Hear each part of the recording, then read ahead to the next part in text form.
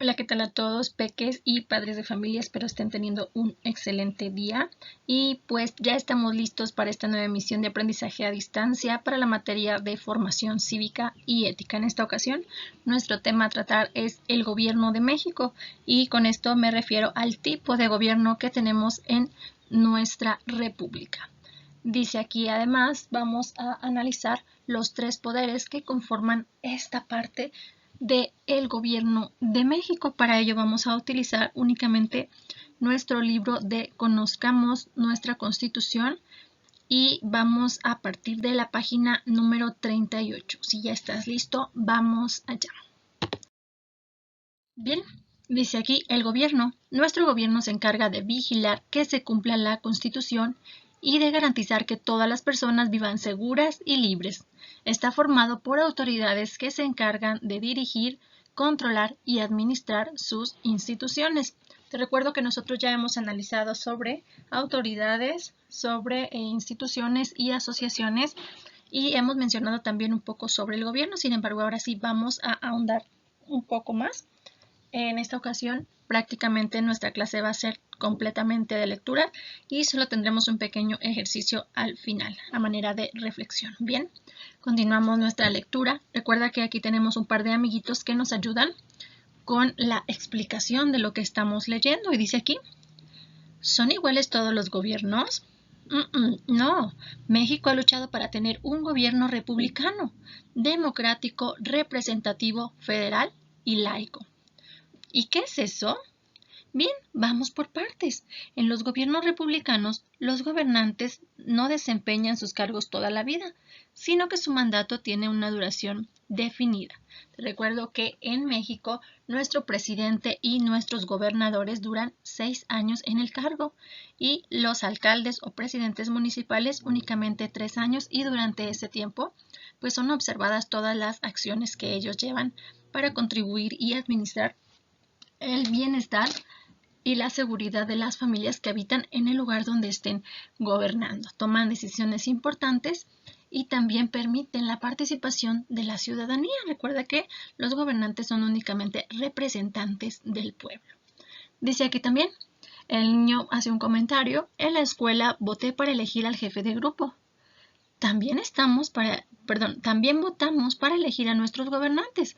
Por eso nuestro país se llama un país democrático. Recuerda que la democracia es esa parte que incluye la participación y la opinión de todos.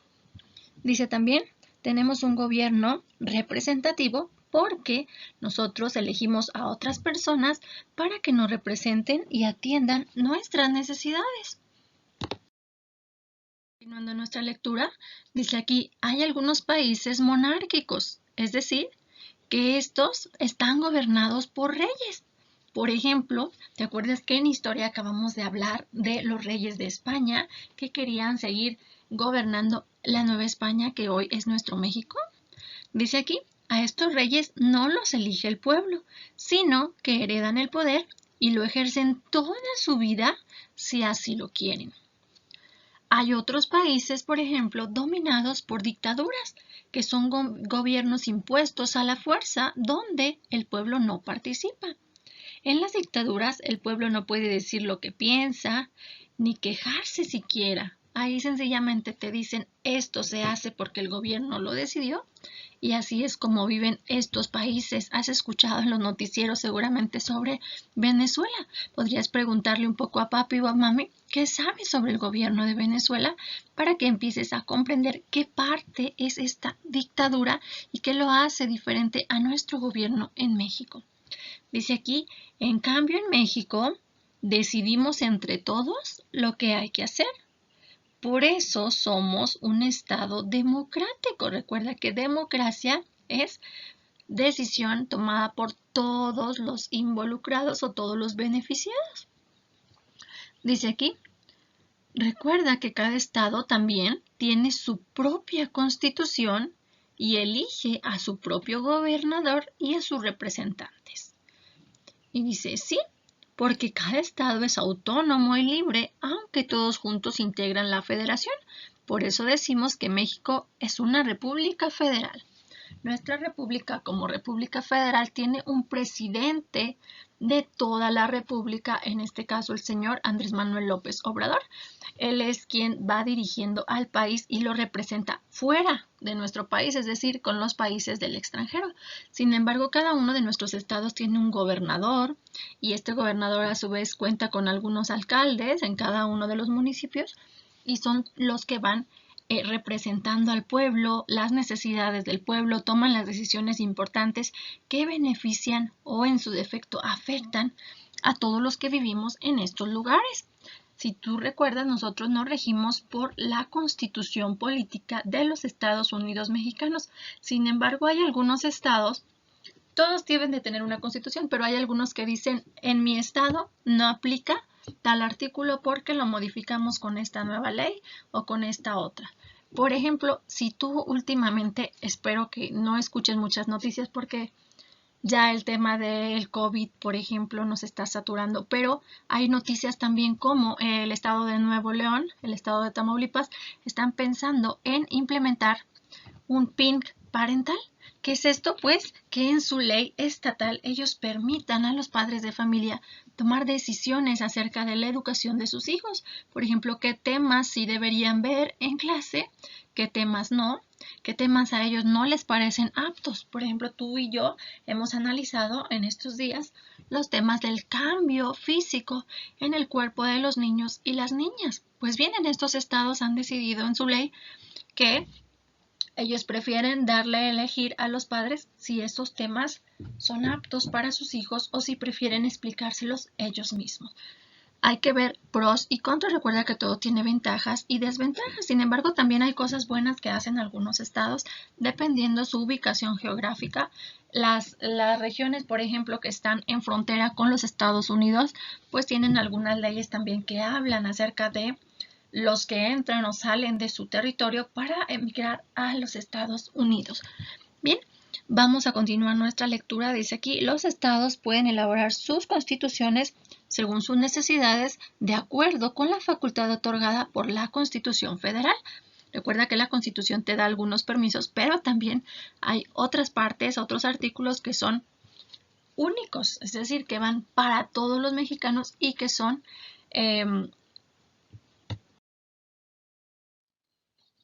pues bien, aquí empezamos ya nuestro tema sobre el gobierno. ¿Cómo está representado nuestro gobierno? Y aquí nuestro subtema dice los tres poderes. ¿Recuerdas que nosotros lo vimos un poquito en clase? Ahorita lo vamos a tomar ya un poco más a fondo. Dice aquí, la Constitución divide al gobierno en tres poderes. Sí, para equilibrarse entre sí. Por ejemplo, dice, el poder legislativo es el que se encarga de elaborar y modificar las leyes que rigen al país. ¿Has escuchado que de pronto dicen, la Cámara de Diputados y Senadores ha implementado este nuevo proyecto de ley y en caso de que funcione, la educación va a cambiar de esta y de aquella manera? Pues bien, por ejemplo, también esta parte de la contingencia, ellos pueden elaborar algunas leyes que protejan a los ciudadanos o que nos permitan que aunque no vayamos a trabajar directamente en nuestros puestos de trabajo, pues podamos seguirnos desempeñando. Y así es como ellos van tomando decisiones que se van adaptando a las necesidades nuevas de las personas, como las iniciativas de ley también para la paridad de género en los cargos públicos o, por ejemplo, cuando hablan de la lucha contra la violencia de género, es decir, la violencia hacia las mujeres o hacia los menores, etcétera, ellos van creando proyectos de ley que hablen, número uno, sobre cómo protegerlos, número dos, sobre cómo actuar contra las personas que infrinjan las leyes o que dañen, ya sea física, moral o psicológicamente, a las personas de género femenino. Hay muchísimos casos donde hay nuevas leyes que van surgiendo, incluso hay leyes que hablan sobre el cuidado del medio ambiente. Más adelante vamos a ir viendo todo este tipo de ejemplos, pero ahorita vamos a centrarnos en los tres poderes. Pues bien, aquí vimos entonces que el poder legislativo es el que se encarga de modificar las leyes. Luego, la otra parte es el señor presidente de la República, quien ejerce el poder ejecutivo. Ve tomando en cuenta lo que te estoy diciendo. Ya llevamos aquí al poder legislativo, Dijimos que el presidente es el poder ejecutivo y tiene que gobernar de acuerdo con lo indicado en las leyes. Es decir, sí, el presidente sería algo así como el jefe de todo México en cuestiones de representación. Sin embargo, él no es quien toma todas las decisiones. Estas decisiones importantes primero tienen que salir de la Cámara de Diputados y Senadores. Ellos son quienes lanzan las propuestas, quienes aceptan propuestas también de otras partes, incluso del presidente, y deciden si le dan luz verde o si le dicen, ¿sabes qué? Esto no procede. Entonces, aquí dice, de acuerdo con lo que indiquen las leyes. Y finalmente tenemos al Poder Judicial, quien está encargado de vigilar que la Constitución se cumpla y de resolver los conflictos que surjan entre las personas. ¿A qué te suena esto? Si ellos se encargan de ver que cumpla la ley y resuelven los conflictos, pues exactamente estamos hablando de nuestras autoridades y principalmente pues de policía, de jueces, de Suprema Corte de Justicia. Bien, vamos a nuestra siguiente página, que es la 43, y dice aquí, al Poder Legislativo de todo el país también se le llama Congreso de la Unión. Recuerda que el Congreso de la Unión está integrado, te lo voy a subrayar aquí, por la Cámara de Diputados y la Cámara de Senadores. Bien. Luego dice aquí, en estas cámaras se busca que haya paridad de género. ¿Qué quiere decir? Que la mitad de los integrantes de estas cámaras, la mitad de los diputados y la mitad de los senadores deben de ser mujeres. Y así sea mitad mujeres, mitad hombre y sea más igualitario las decisiones que puedan tomar. Ahora bien, dice, en estas cámaras la mayoría de las y los senadores son miembros de partidos políticos. ¿Recuerdas que hablamos de partidos políticos que buscan representarnos? Pero también dice algunos de ellos son independientes, es decir, que no pertenecen a ninguno de los partidos políticos que nosotros ya conocemos, sino que se autonombran o son promovidos o recomendados por algunas otras personas que dicen yo quiero que él me represente porque él conoce nuestras necesidades. Por ejemplo, nosotros los maestros, es un ejemplo, podríamos decir, elegimos a un maestro que ya conocemos todos, a un supervisor que nos represente como gremio docente porque él entiende las necesidades y las situaciones que vivimos realmente en las escuelas de México. Y así es como estas personas llegan también a la Cámara de Diputados o de Senadores sin tener que pertenecer a un partido político ya conocido. En nuestro país hay muchísimos partidos, algunos de los más conocidos, pues el PRI, el PAN, el PRD, Morena, etcétera, etcétera. Dice aquí, las leyes federales se discuten primero en una cámara y después se revisan en la otra. ¿Por eso hay dos cámaras? Sí, las leyes son muy importantes. Por esto participan muchas personas en su aprobación.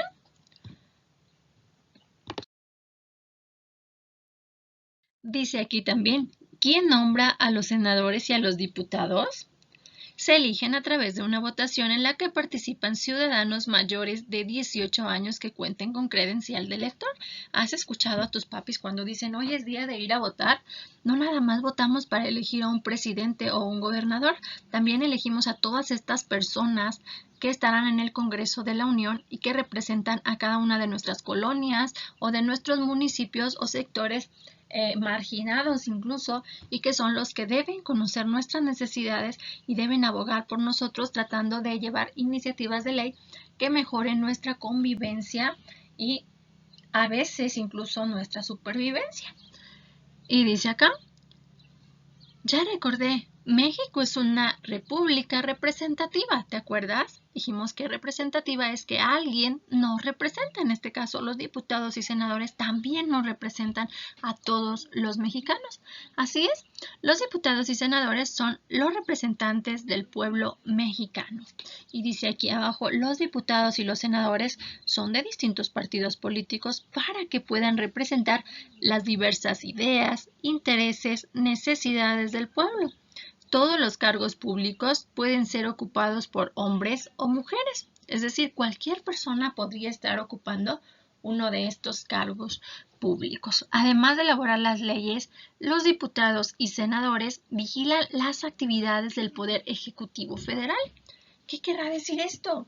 Pues que ellos, aparte de llevar las iniciativas y autorizarlas y ahora sí darle luz verde al señor presidente, ellos también vigilan que realmente esté cumpliendo su papel, que esté representando de manera correcta a cada uno de los mexicanos, ya sea dentro del país o fuera de él.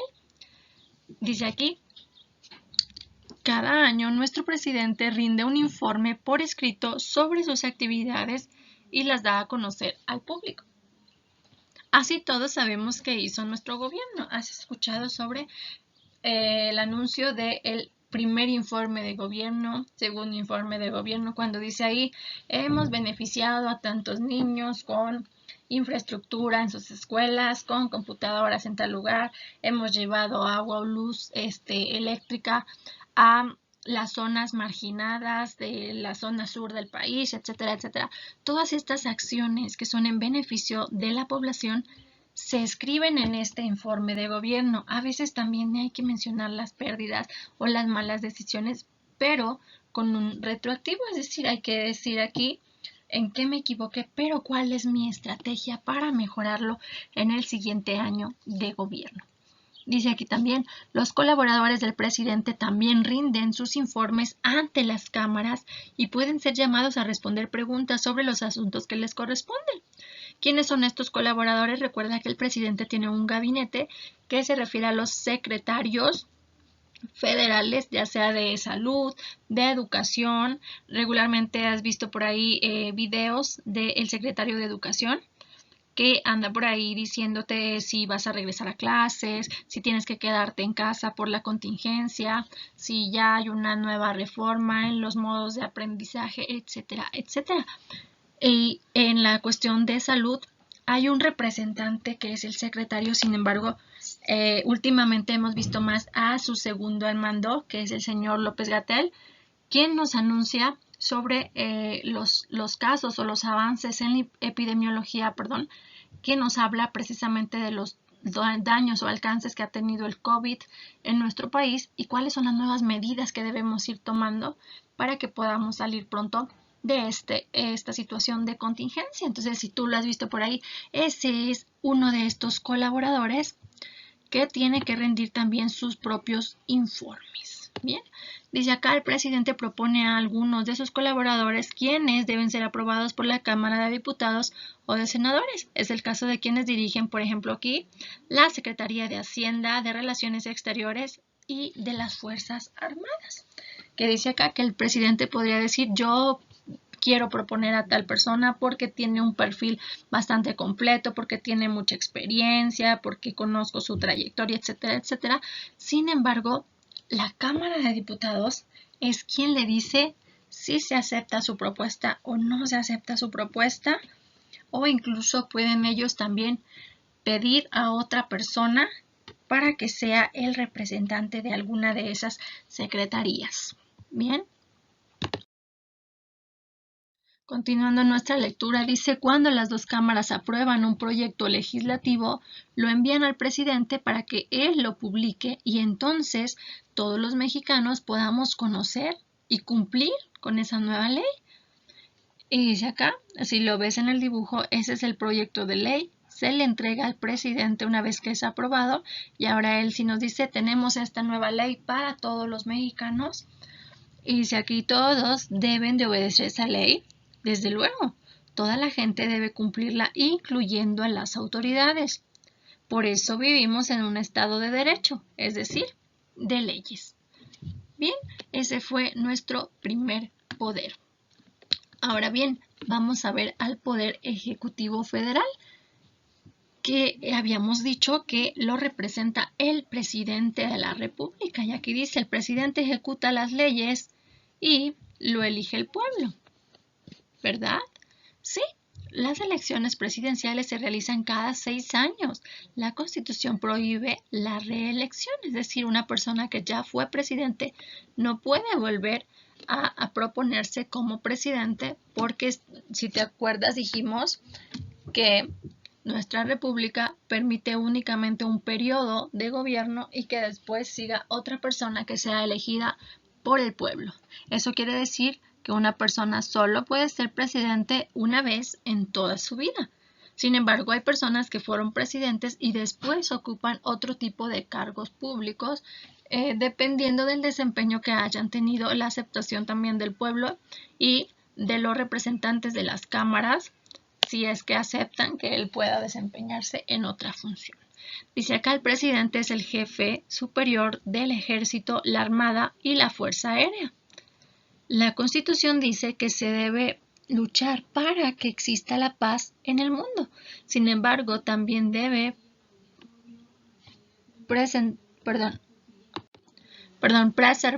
la seguridad nacional. Bien, el presidente también dirige las relaciones con otros países, firma con ellos los tratados internacionales como el Tratado de Libre Comercio y así entre los presidentes toman algunas decisiones de lo que son los productos de exportación o importación. ¿Recuerdas cuando estábamos viendo la noticia de que el presidente Trump en Estados Unidos puso los aranceles tanto para México como para otros países como China?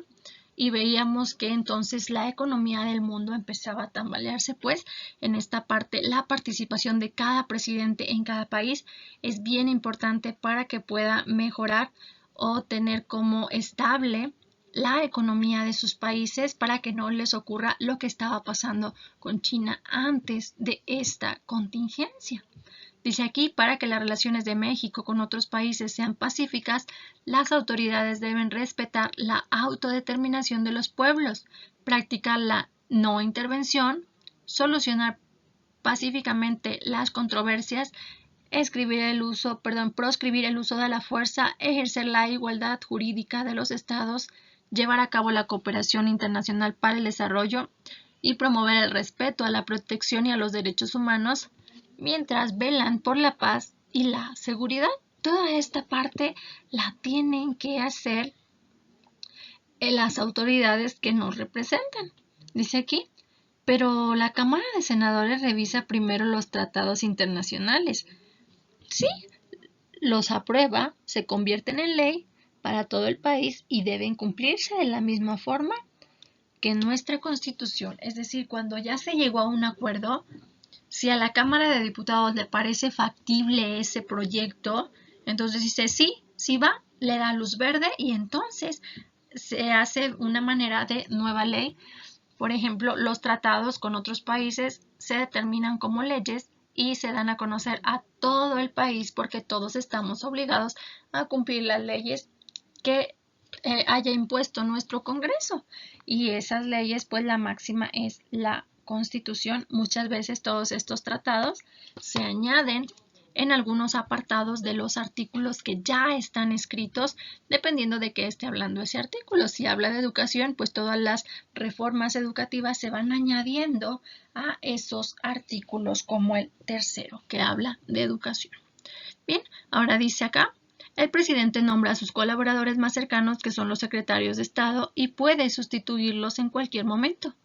Y si te fijas, aquí están las instituciones más importantes, como la Secretaría de Salud, la de Educación y el Fondo Económico.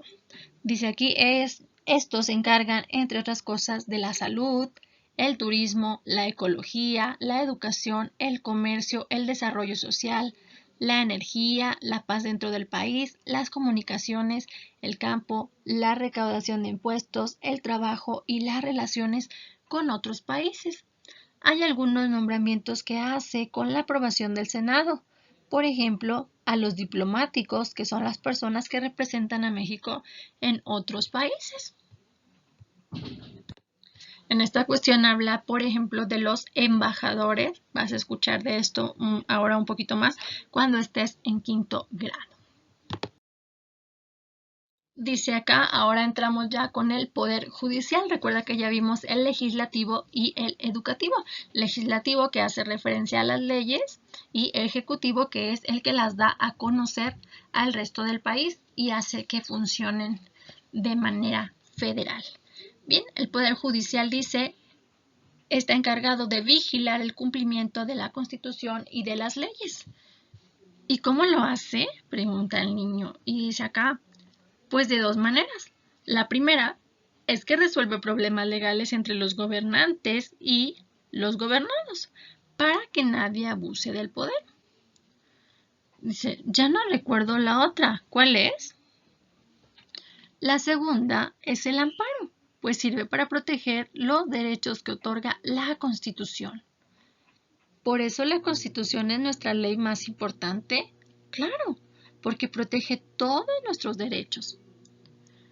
Asimismo, vigila que no exista ninguna ley o norma que contradiga a la Constitución. Es decir, esta es otra tarea del Poder Judicial. Podemos ir en grupo ante los jueces para pedir que se haga justicia en algo que nos afecta a todos.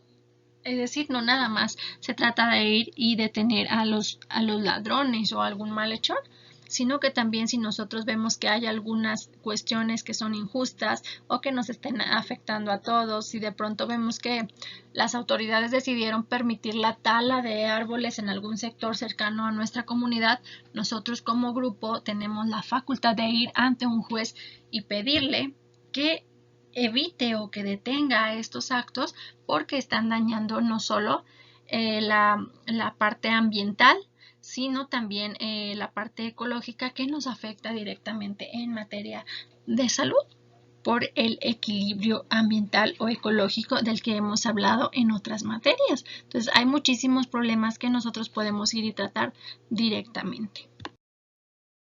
El Poder Judicial Federal está encabezado por la Suprema Corte de Justicia de la Nación, que es el máximo tribunal que existe en nuestro país. Su función principal es hacer cumplir la Constitución. Por eso se dice que es un tribunal constitucional. La Suprema Corte de Justicia de la Nación es la principal defensora de nuestros derechos. También resuelve los conflictos que puedan surgir entre todas las personas que tienen cargos públicos en el país. Pues bien, con esto concluimos la parte de conocer estos tres poderes que forman el gobierno de nuestro México. Ahora sí te tengo una pequeña actividad. Para eso te vas a ir a tu libro de texto oficial de la SEP, que es el de Formación Cívica y Ética. Te vas a la página 100. Algunos de ustedes ya contestaron esto porque hicimos una actividad en una ocasión que el resto del grupo tuvo que salir. Pero los que no lo han hecho me van por favor, a completar esta actividad y todos lo hayan hecho antes, aunque ya se los haya revisado o no, me van a enviar esta evidencia para esta clase. Dice acá, los poderes públicos y tu trabajo es completar el esquema. Dice aquí, división del ejercicio del poder en la democracia. ¿Cuáles son los poderes que tenemos nosotros en nuestro gobierno? Pues bien, te voy a dar el primero, que es el ejecutivo. Tú me vas a escribir el segundo y para que no digas que soy mala te voy a escribir el tercero. Nuestro poder ejecutivo, el que sigue y el judicial. Ahora bien, debajo de este esquema me vas a escribir quién representa a este poder. Por ejemplo, el poder ejecutivo, ¿quién lo representaba? Dijimos que el señor presidente, ¿cierto? Y me vas a escribir ahí quién lo está representando. Ya lo vimos en el texto, ya te lo dije también acá en el video.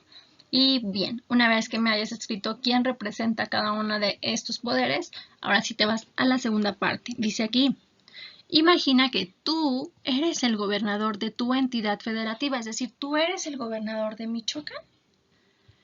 ¿Qué harías para mejorar las condiciones de vida de las niñas y los niños aquí? Es decir, cada uno de los estados recuerda que tiene un representante que es el gobernador y aunque parezca que es muy fácil decir, ay, ahora soy el que los gobierna a todos, yo mando y punto, pues sí y no, porque recuerda que estas autoridades tienen que representar al pueblo y responder a las necesidades de ellos. Es lo mismo que hace nuestro actual gobernador en el estado de Michoacán, si recuerda su nombre, Silvano Aureoles. Es nuestro gobernador en este momento y él tiene que tomar las decisiones que crea más convenientes para todos los que vivimos en Michoacán, seamos de aquí o no seamos de aquí. Si estamos en Michoacán, él es quien nos representa y tenemos que acatar también lo que él esté señalando como apto para realizarse. Por ejemplo, en esta contingencia, ellos son quienes nos dicen cuándo vamos a poder regresar a nuestra normalidad, que ellos ahora llaman la nueva normalidad, y también son los que nos dicen cómo llevar a cabo las acciones de seguridad para este tiempo de aislamiento. El aislamiento que incluye no salir de casa, que incluye usar cubrebocas si tienes que salir, que incluye que muchas de las personas no estemos asistiendo a nuestros lugares de trabajo y que tengamos muy poco contacto físico con otras personas. Pues bien, ahora tu trabajo es imaginar que tú eres este gobernador y que tú tienes que tomar las decisiones para mejorar la condición de vida de los niños y las niñas que viven aquí en el estado. ¿Qué harías tú? Aquí me lo vas a escribir en las líneas. Yo te voy a poner un ejemplo de lo que yo haría, pero este es mi propio ejemplo. No te pido que lo copies, pido que me escribas tú lo que tú consideras que es más importante. Tú como niño, ¿qué crees que necesitas para mejorar tus condiciones de vida o qué has visto que necesitan algo otros niños en el estado? Pues bien, lo que yo escribí es lo siguiente. Yo vigilaría que los derechos esenciales de los niños sean respetados tanto por sus familias como por el personal de las escuelas. Además, trataría de brindar mejores condiciones de educación, de salud, de recreación, que tuvieran un trato más justo y que cada uno de los niños que viven en Michoacán tengan una familia tal como lo establecen el derecho en nuestra Constitución, que dice los derechos de los niños. En los principales está el derecho a una familia y a una vivienda digna. Creo que eso es lo que yo buscaría trabajar más en pro de las condiciones de vida de nuestros niños. Pues bien, chicos, con esto concluimos el tema. Solo espero tu evidencia de esta página 100. Recuerda, si ya lo hiciste, nada más revisa que tengas todos los puntos que acabo de pedirte y me envías tu evidencia fotográfica. Ha sido todo por hoy. Nos vemos pronto.